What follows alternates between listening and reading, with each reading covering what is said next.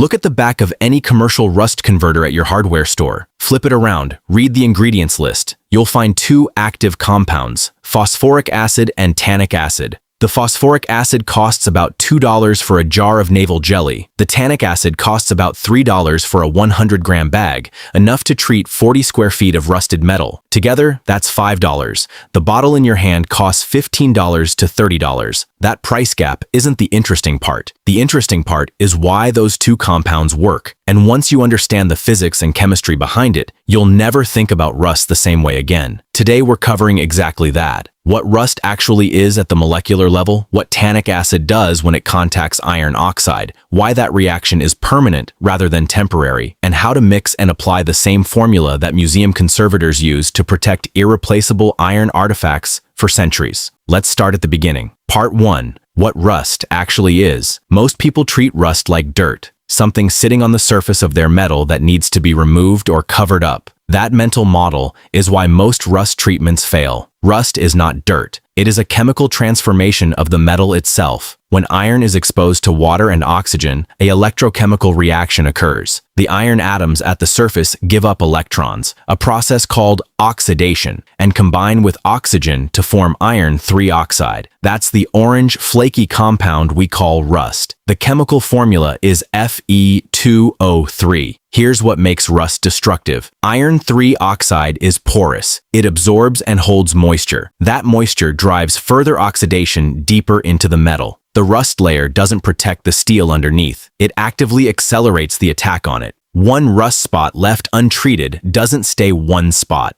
The electrochemical reaction keeps moving inward season after season until the structural integrity of the metal is compromised. This is why wire brushing rust and painting over it only buys you time. You've covered the problem, not addressed the chemistry. Once moisture finds a crack in that paint, and it always does, the oxidation picks up right where it left off underneath. To actually stop rust, you need to change the chemistry of the iron oxide layer itself. That's precisely what tannic acid does. Part 2. The chemistry of tannic acid. Tannic acid is a polyphenolic compound found throughout the plant world, in oak bark, tea leaves, grape skins, chestnuts, and pomegranate rind. Its chemical formula is C76H52046, and it has an unusually high density of hydroxyl groups, which are oxygen-hydrogen pairs that are highly reactive with metal ions. When tannic acid comes into contact with iron 3 oxide, a chelation reaction occurs. Chelation, from the Greek word for claw, describes the process by which organic molecules grab onto metal ions and form stable bonded structures. The hydroxyl groups in tannic acid form coordinate bonds with the iron ions in the rust layer. The rust doesn't dissolve. It doesn't get removed. It gets chemically converted into an entirely new compound, iron 3 tannate. The reaction equation, tannic acid plus iron 3 oxide yields iron 3 tannate plus water, iron 3 tannate, has completely different properties than the rust it came from. Where iron oxide is orange,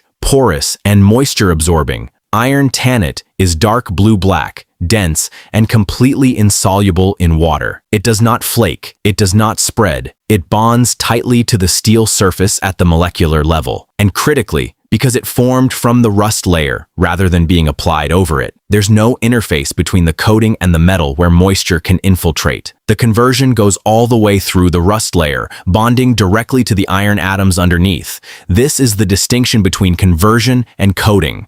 A coating sits on top of the problem. A conversion eliminates the problem by changing what it is. The Gibbs free energy of this reaction is negative, which means it happens spontaneously at room temperature without any heat, pressure, or catalyst required. You don't need professional equipment. You need a powder, water, and a brush. The chemistry has been documented for over 2 centuries. French chemist Henri Braconnot documented the reaction in 1813. The Canadian Conservation Institute, the organization responsible for preserving Canada's most irreplaceable cultural artifacts, publishes tannic acid treatment as their standard protocol for rusted iron objects. Ross and Francis published peer-reviewed research in Corrosion Science in 1978, confirming how tannin forms stable coordination compounds with iron at the molecular level. Subsequent spectroscopic studies have confirmed iron tannate formation on treated steel panels, with measurably improved corrosion resistance compared to untreated controls. This is not folk chemistry. This is well-documented, reproducible science that has been in the published literature for generations. Part 3. Why phosphoric acid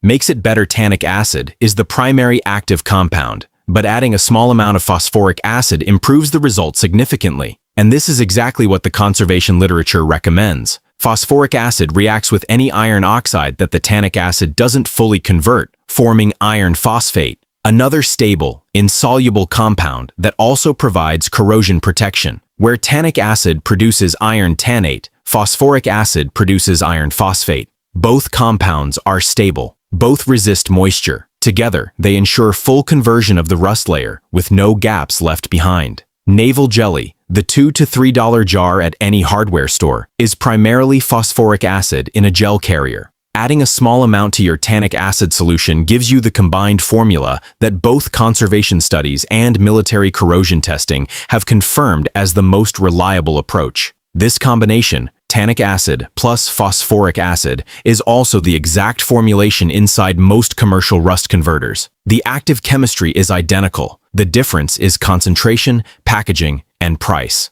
Part 4. The $3 protocol. Here is the complete procedure. The total material cost is $5 to $6 for enough solution to treat most of what you own. What to buy? Food grade tannic acid powder. Search exactly that phrase online or at a health food supplier. A 100-gram bag costs between $3 and $5 and can treat approximately 40 square feet of rusted surface. One small bag is enough to restore an entire truck frame, a complete set of hand tools, and keep several cast iron pans protected for months. Considering how much money people spend replacing rusty equipment, this is one of the most cost-effective maintenance products you can buy. Naval jelly. You'll find it at almost any hardware store for around $2 to $3. This provides the phosphoric acid that helps prepare the rusted surface by converting unstable rust into a form that's easier to stabilize. It's inexpensive, widely available, and has been trusted by mechanics and restorers for decades.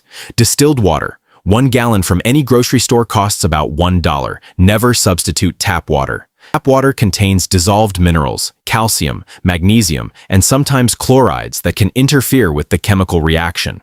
In some cases, those impurities can actually encourage new corrosion over time. Distilled water is chemically neutral, allowing the tannic acid to react only with the rust, producing a cleaner, more reliable protective layer. You also need a foam brush or a clean cotton rag for applying the solution. Either works perfectly, and you can often use materials you already have at home. Keep a piece of steel wool or a stiff wire brush nearby as well.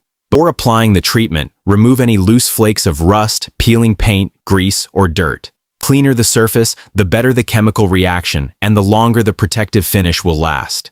Finally, wear rubber gloves and proper eye protection.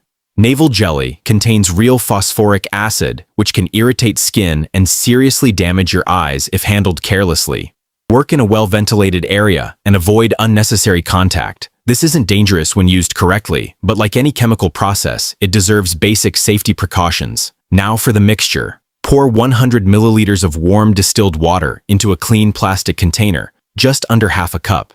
4 grams of tannic acid powder, roughly 1 level teaspoon, then stir until completely dissolved.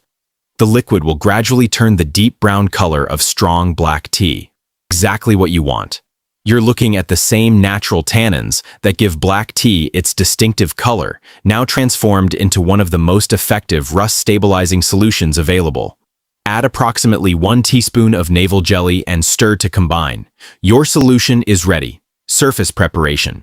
Take your wire brush or steel wool and remove any loose, flaking rust, the material that comes away with light pressure. You are not trying to sand down to bare, shiny metal.